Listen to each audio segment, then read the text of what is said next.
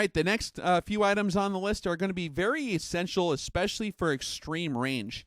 Now, if you're just doing 800 meters, you can basically use charts that tell you, at basic altitudes what your barometric pressure and your air density values are going to be, and those might be close enough to get a first round hit in at 800 meters. But if you're doing extreme range, or even for 800 meters, that's pretty far, actually. A lot of people don't realize how far that is. You're going to want to get very, very precise measurements of all your environmental conditions. So I would strongly recommend, and this is one deal where you kind of do have to rely on an electronic device, which I hate to say, but you're going to want like a Kestrel pocket anemometer with a barometer and a thermometer in it. And you also would be very well served to have one that could do humidity as well.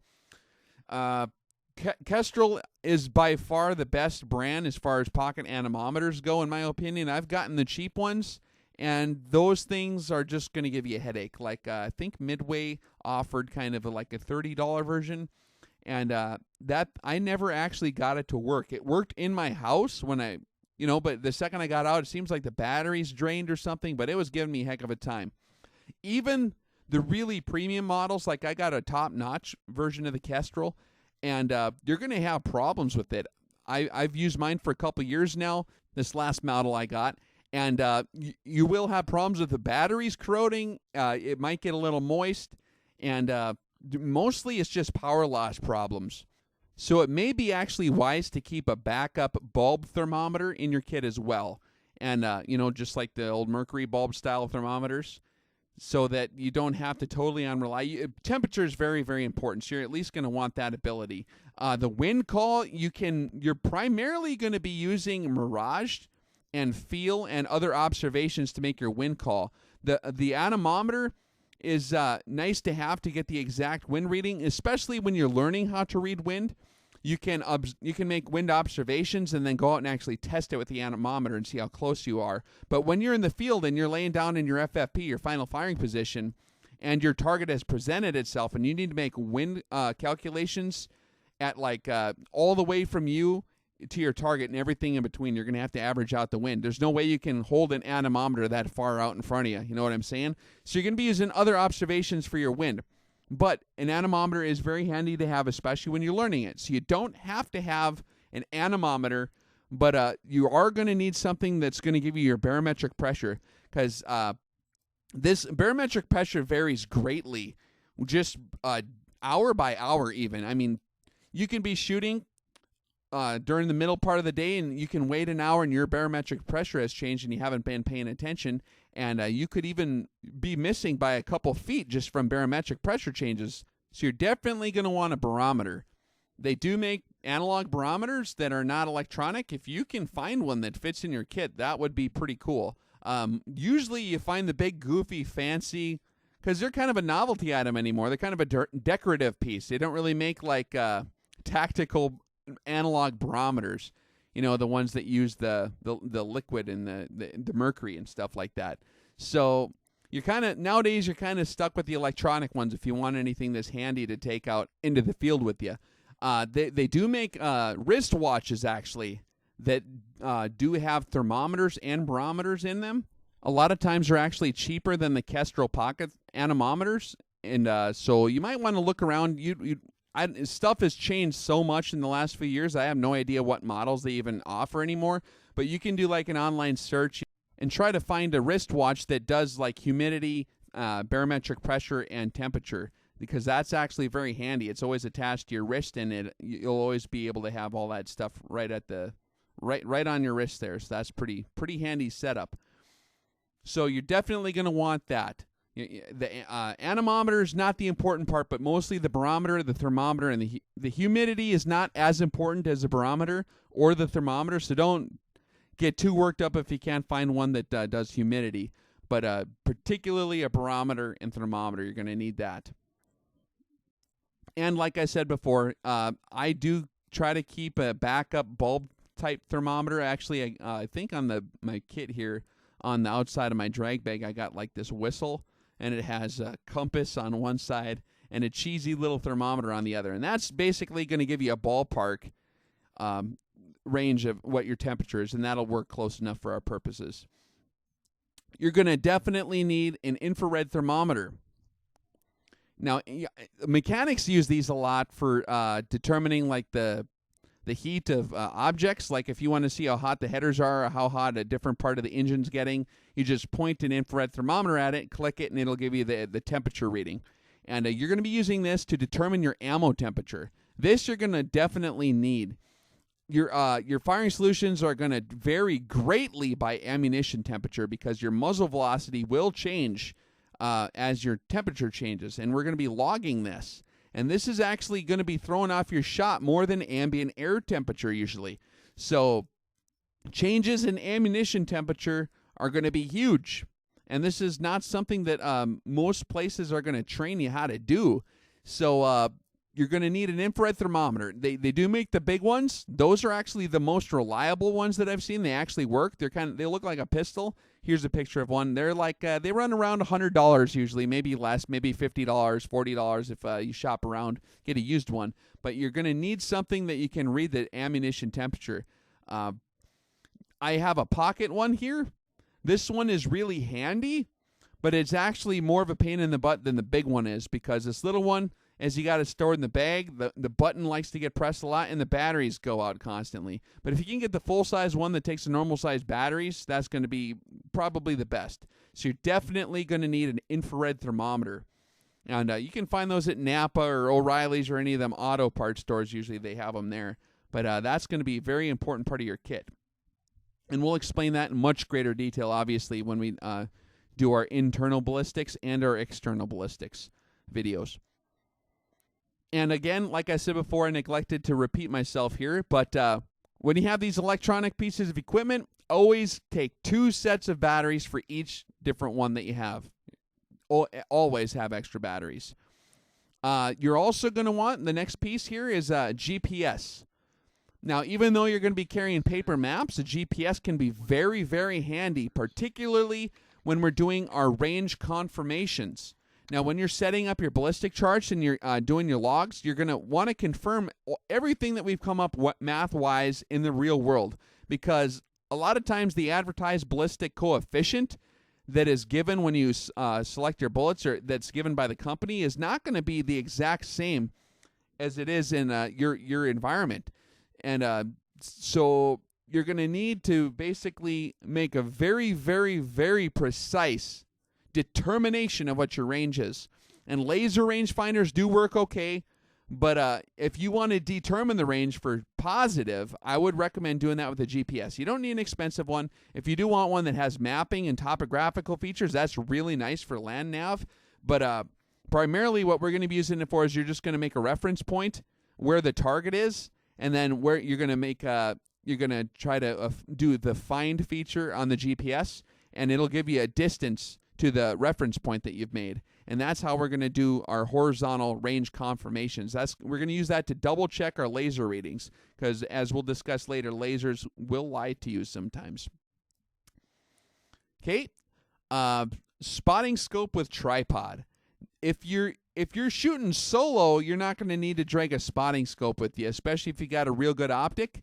If you're going to be shooting extreme range and all you have is a 10 power, a spotting scope might be nice for doing some things, but hopefully you got a spotter.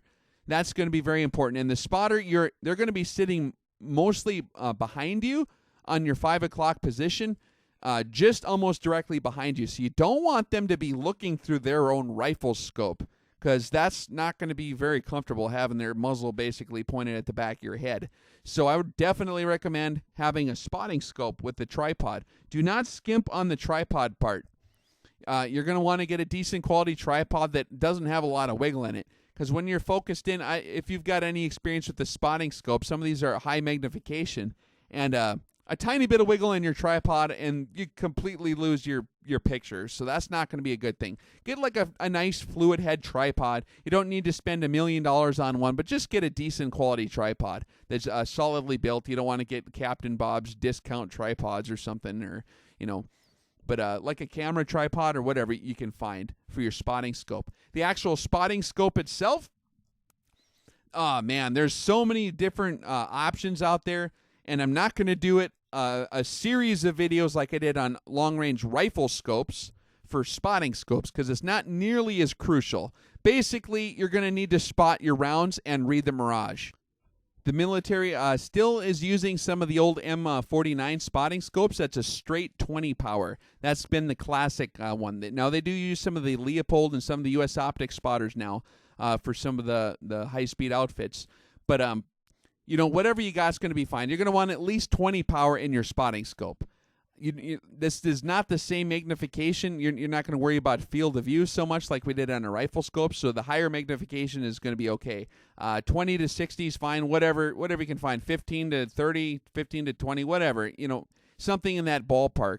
The better quality glass you can afford, go ahead, go for it. That's going to be very nice.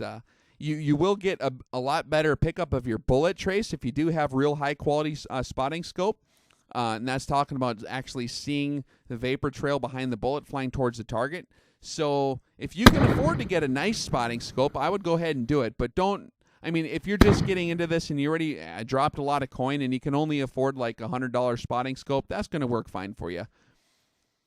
If you do have the money, I would recommend, like, if you've got $1,000 you're going to drop on a spotting scope and you wanted my opinion on which is the best options, the Leopold Mark IV tactical spotting scope with the mil scale in it, that's going to be very handy. If you can get one with a mil scale in the spotting scope, that's going to be very handy for spotting rounds, because then you'll be able to actually make very precise adjustments and give your shooter really, really good measurements of where to correct for. And another, U.S. Optics does have one. Vortex actually has a pretty nice model. I think it's an eyepiece you put in. I forget which exact model it is, but Vortex does make one with a reticle in it. So if you can find a spotting scope with the mil scale, that's going to be that much more helpful. But here again, don't poop yourself if you can't find, or if you can't afford the one you want right away. You'll just be fine with whatever you got. Next item I have on the list here is the binoculars. You're going to be using these for scanning your range, basically, and looking for targets.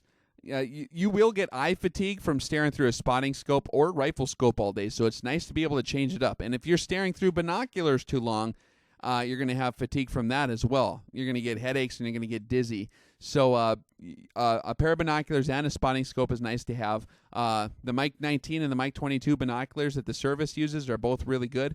I think they're made by Steiner.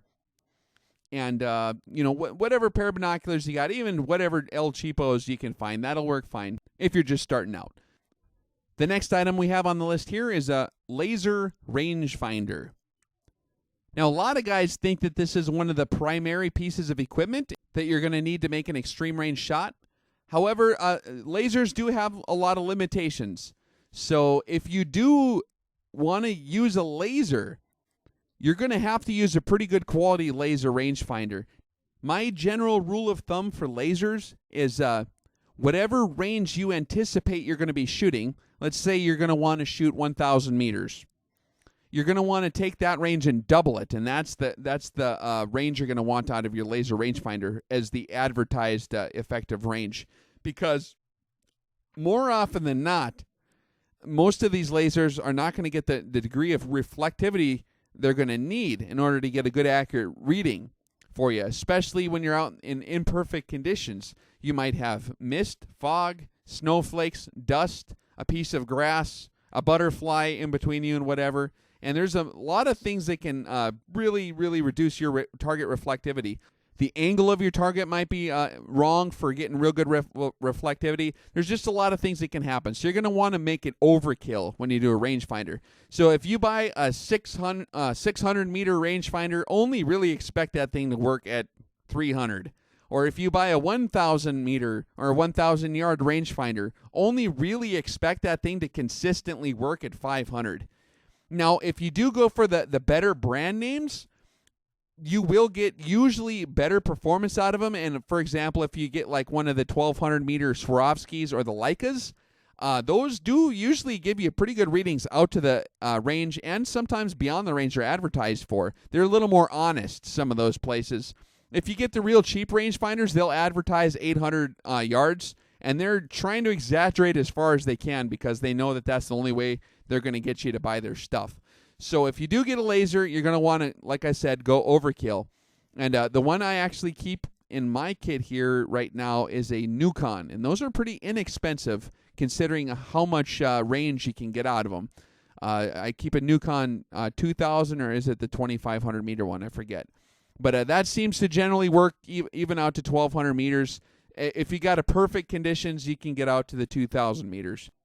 A lot of these lasers do also have the side feature of figuring out your angle of fire correction. That's very nice, but that doesn't mean you're not going to need a protractor or a angle cosine indicator.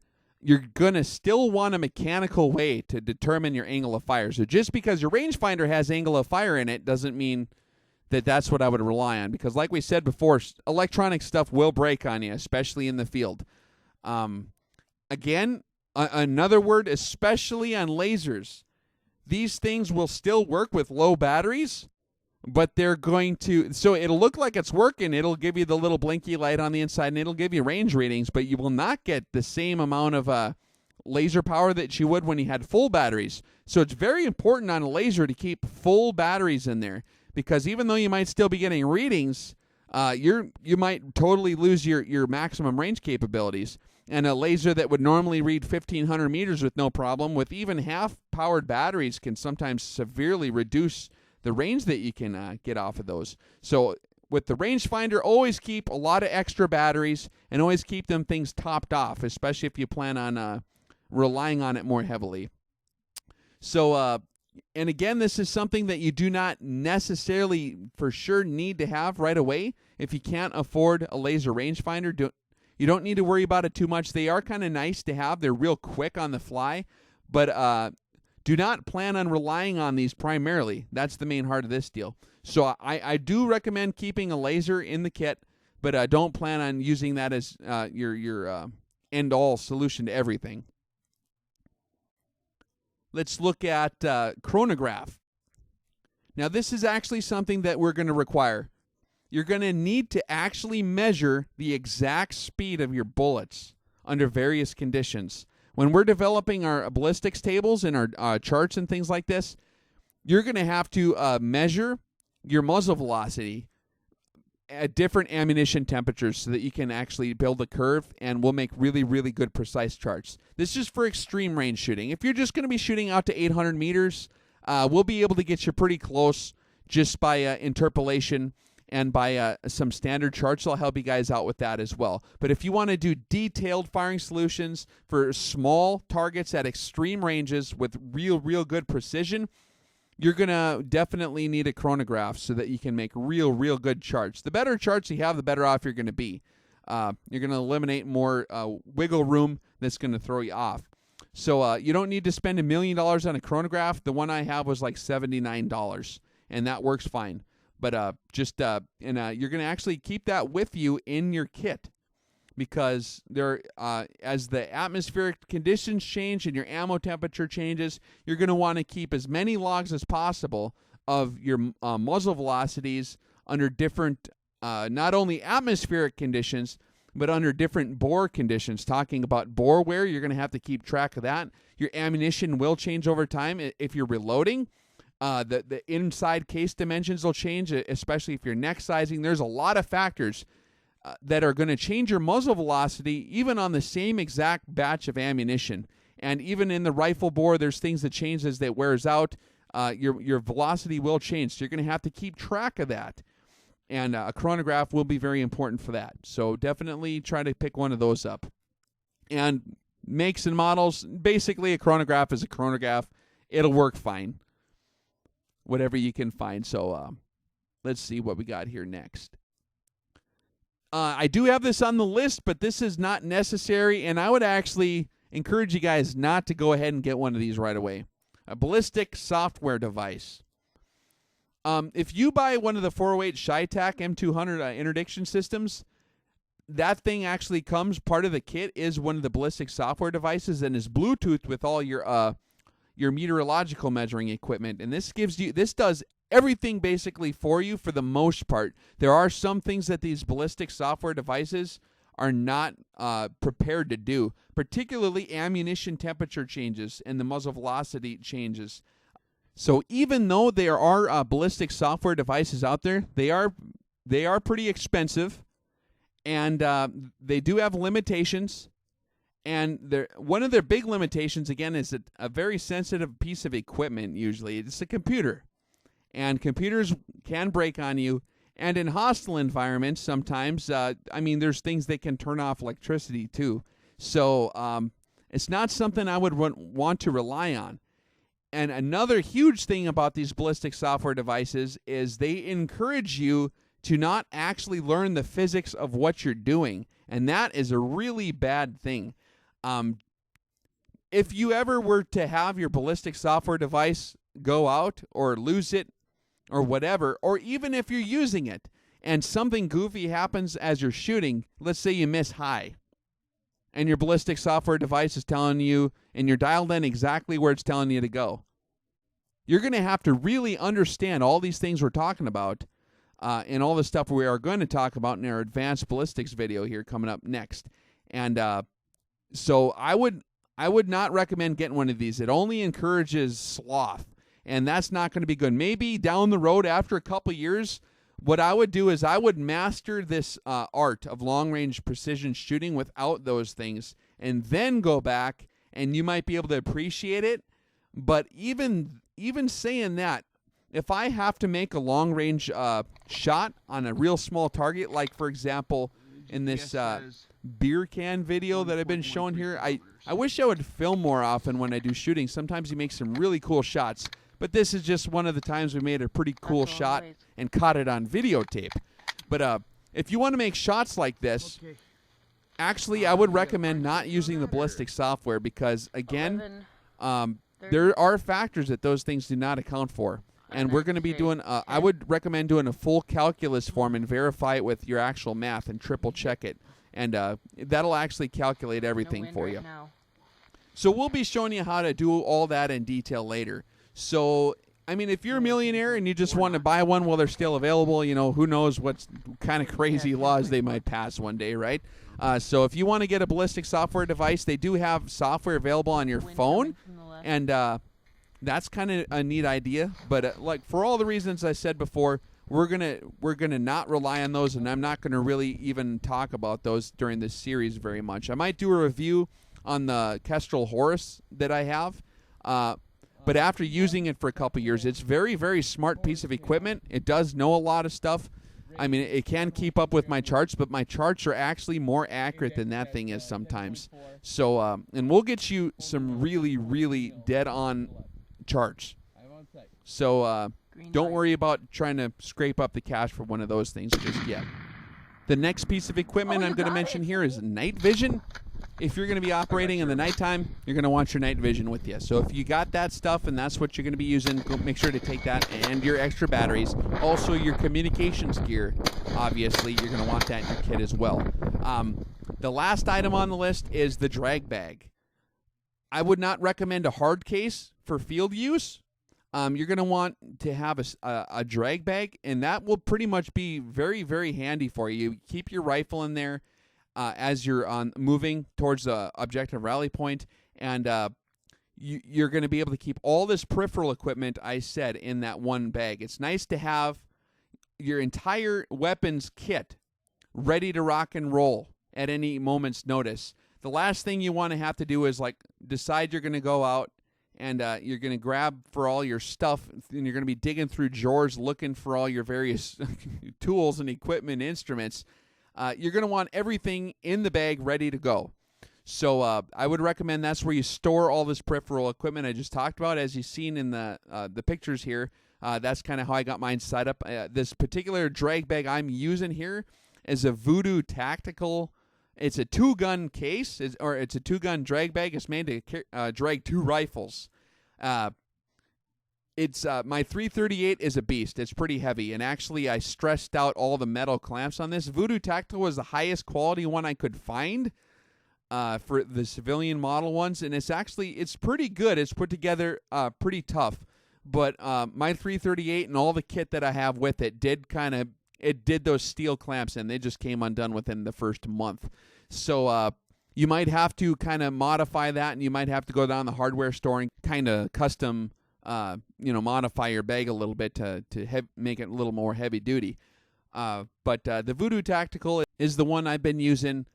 It does have its downfalls, like I said, and the customer service wasn't as good as I wanted it to be. I'll do a review on that later. But whatever kind of drag bag you get, you want to make sure that it has a lot of pockets in it, and you're going to want to make sure that it was very nice to have the straps so that you can carry it on your back as well, because these things can get kind of heavy, so you don't want to be straining your little fingers there too much, because you're going to need those for other things later on. So that was peripheral equipment selection, and that's basically the stuff that you're going to have in your long-range kit. There's definitely maybe more instruments that you're going to need later on, depending on your specific mission requirements, but that's the basic setup. So this next video, and we're just starting to get into the meat of this now, the meat of this series, the really good stuff, is going to be on ballistics.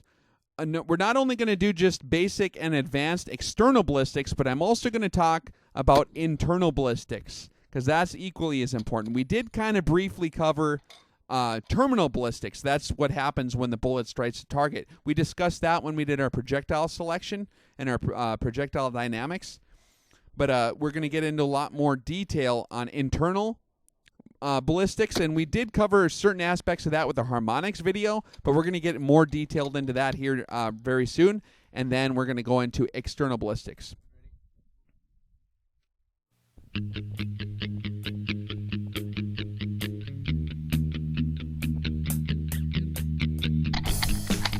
$890.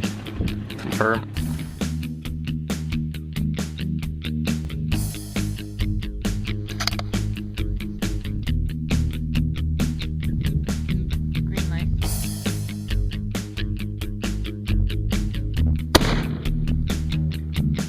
Hit.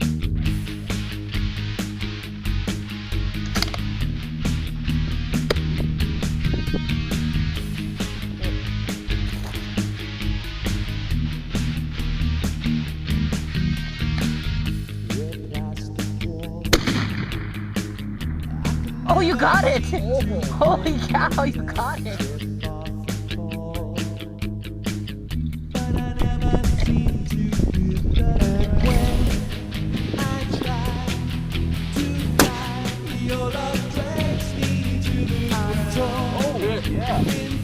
Good call.